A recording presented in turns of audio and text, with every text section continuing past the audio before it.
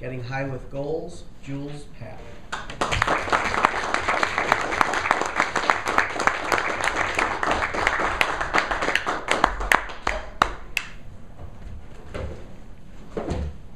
Epic adventures. Thank you, Mr. Contest Master, fellow Toastmasters, welcome guests. The topic that I have has to do with getting high. There have been many times when I've spoken to people, and when they hear the words getting high, they really become irritated. It doesn't have a very good connotation in our society. However, once they understand where I'm coming from, and I invite them to come get high with me, they do change their mind.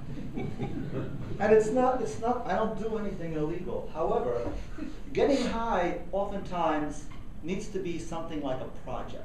And when you have a project and you plan something, you need to have goals, which is why I have the goals.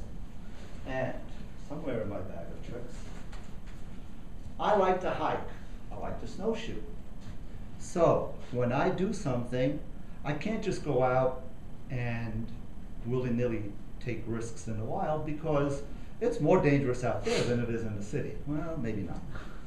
I've had more problems in the city. However, what a map can do for you, and this is one for the Adirondacks, is provide you with a way to set some goals. You develop skills on managing your time. You learn your efforts, you learn your limitations, and all of these things that you learn out while hiking will come in handy when you have business goals as well. So what I had done, I would like to do, there are 46 peaks in the Adirondacks that are over 4,000 feet tall. I would like to climb all of them, but I can't do them all at once. So recently I did three of them in one weekend. After I did the first two, I was a little tired because, as anyone in Rochester knows, we have been very snow deprived this winter. So what happens in the mountains, since they're at higher elevation, they may have some snow, but they have more ice. And ice presents its own challenges. So first I developed a plan of where I thought I can go. Of course you want to go to new places because it's fun to get high in new places. So. But you do need to have the right tools. Now, one of the tools that you need, or is helpful for you, is a hiking pole, walking stick, whatever you want. The problem I ran into on the recent hike that I had is, I'm used to hiking in snow. So I had my snowshoes, I had some other gear, I had stuff to keep warm. You would be surprised how much you can sweat when it's about 4 degrees above zero when you're going up. Oh, there is a pen here, look at that. You know, when you start to hike, oftentimes, you have a little easy walk, and then you start to go up and up and up, and then at some point you start to really go up. Now, when you're exerting yourself and using hands and knees to get up, and I heard the business world can be like that too, you just claw yourself everywhere. You need all the help you can get. So, on this hike that I recently had, I started out on a road where it was really not a situation I like.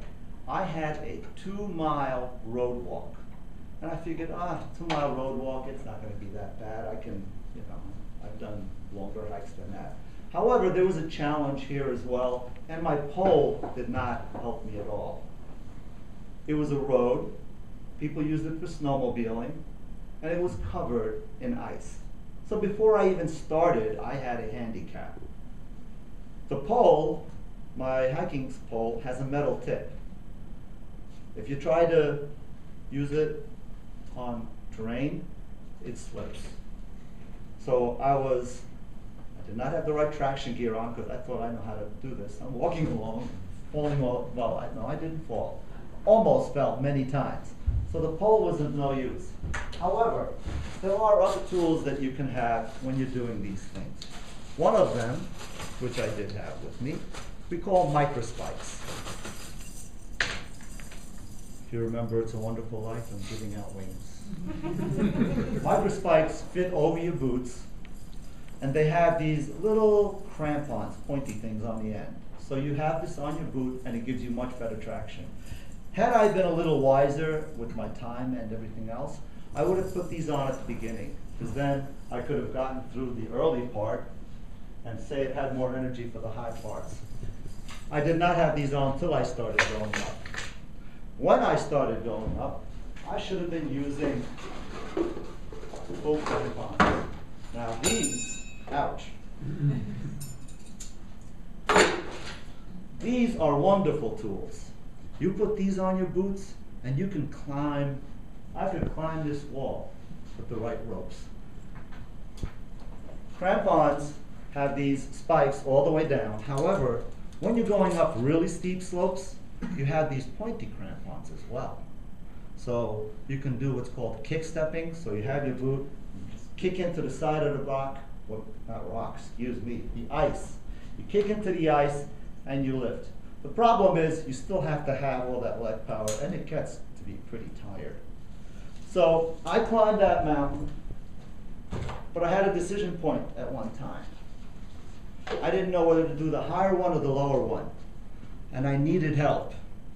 So I prayed. 2 women came by, and they were going to the higher mountain. I said, "Thank you, I know my goal. Thank you."